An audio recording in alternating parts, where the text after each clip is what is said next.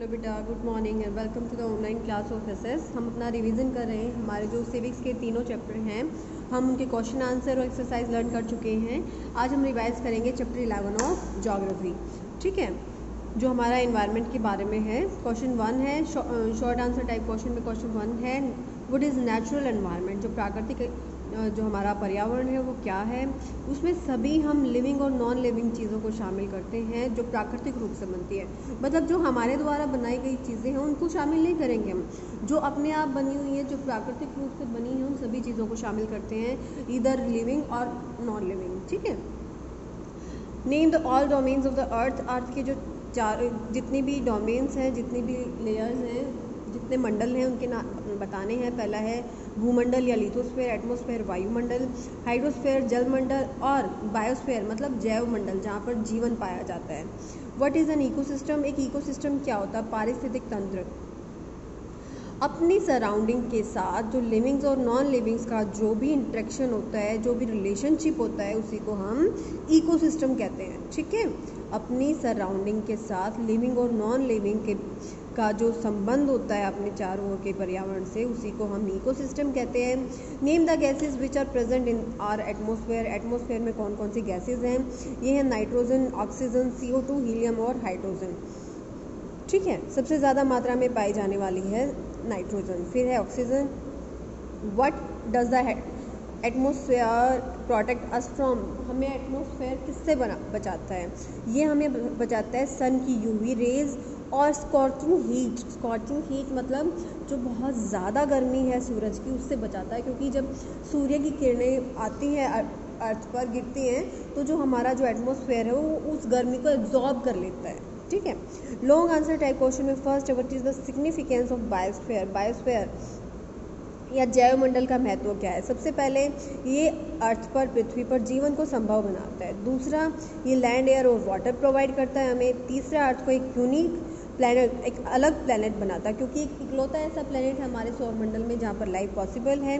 फिर है यहाँ पे वैरायटी ऑफ लाइफ पाई जाती है, जैव विविधता पाई जाती है। एक ही तरह का जीवन नहीं होता है, भांति भांति तरह का जीवन है यहाँ पे, फ्लॉरिश होता है या समृद्ध होता है।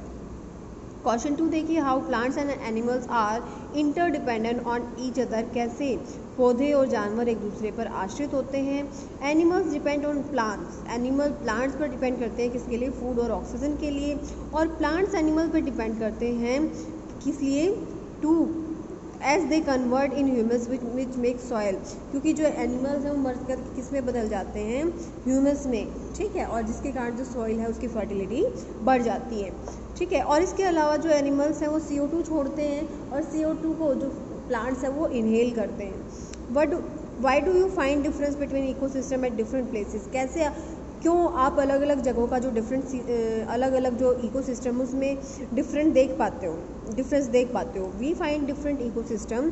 हम अलग अलग जगह पे अलग अलग तरह के इकोसिस्टम पाते हैं, क्योंकि जो ज़मीन है, जो वनस्पति है और जो जीवित वहाँ के प्राणी हैं, वो अलग अलग जगह पे अलग अलग तरह के पाए जाते हैं। ठीक है, कि जैसे मरुस्थल में या फिर डेजर्ट में अलग तरह के जीवन होगा, अलग तरह की जो लैंड है होगी, अलग तरह की जो क्लाइमेटिक कंडीशन होंगी। इसके कारण वहाँ पे मतलब अलग अलग जगहों पे अलग अलग जो पारिस्थितिक तंत्र या फिर इकोसिस्टम पाए जाते हैं। How can we prevent pollution. हम पॉल्यूशन को कैसे रोक सकते हैं? By planting more and more tree. ज़्यादा से ज़्यादा पेड़ का प्लांट करके, लगाकर।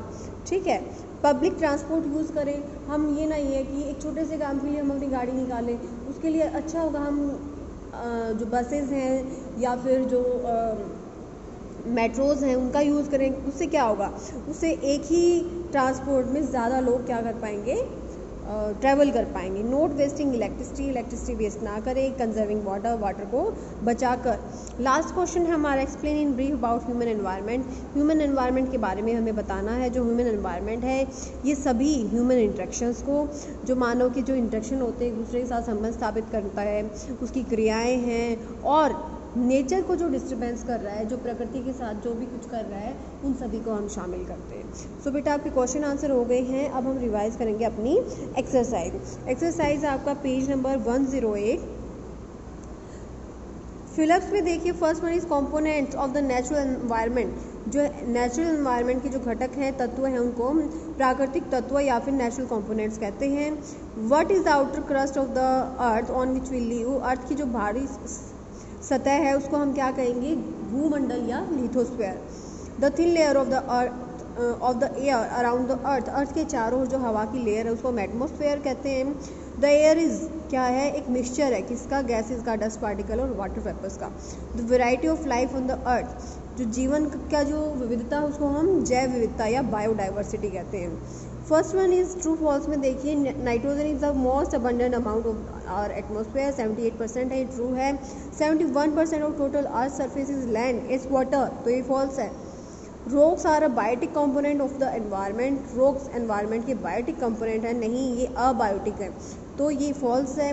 डिफॉरेस्टेशन कॉजेज सॉइल इरोजन, जो डिफॉरेस्टेशन है उसके कारण सॉइल इरोजन होता है, बिल्कुल भूमि का कटाव होता है, क्योंकि जो पेड़ हैं वो जड़ों को बांधे हुए होते हैं, और जब पेड़ों को काट दिया जाता है तो क्या होगा? भूमि कटाव होगा। The most abundant gas off the atmosphere is nitrogen. हमारा यस हम कहाँ आ गए? हम यहाँ कर रहे थे, सॉरी बेटा। The study of ecosystem is called ecology, बिल्कुल ठीक है। जो इकोसिस्टम की स्टडी होती है, अध्ययन होता है, उसको हम क्या कहेंगे? इकोलॉजी।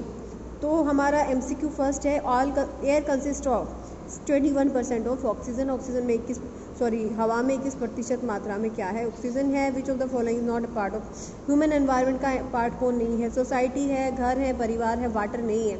ये नेचुरल बायोटिक कंपोनेंट है। What is an abiotic component of environment? ये है सॉइल, ये तो बायोटिक है, बायोटिक मतलब जीवित है, और ये सॉइल में लाइफ थोड़ी ना होती है। The most abundant gas in the atmosphere is nitrogen, सबसे ज़्यादा मात्रा में पाई जाने वाली गैस है। Which of the following is not an natural ecosystem? Forest, pond, जू, एक्वेरियम, तो आंसर है एक्वेरियम, ठीक है। ये मैन मेड है और सभी प्राकृतिक रूप से बने हैं। तो बेटा आपका ये फर्स्ट चैप्टर हमारा रिवाइज हो गया है, इसको आप लर्न करें अच्छे से। कोई डाउट है तो डाउट सेशन में क्लियर करें। So keep studying and have a nice day.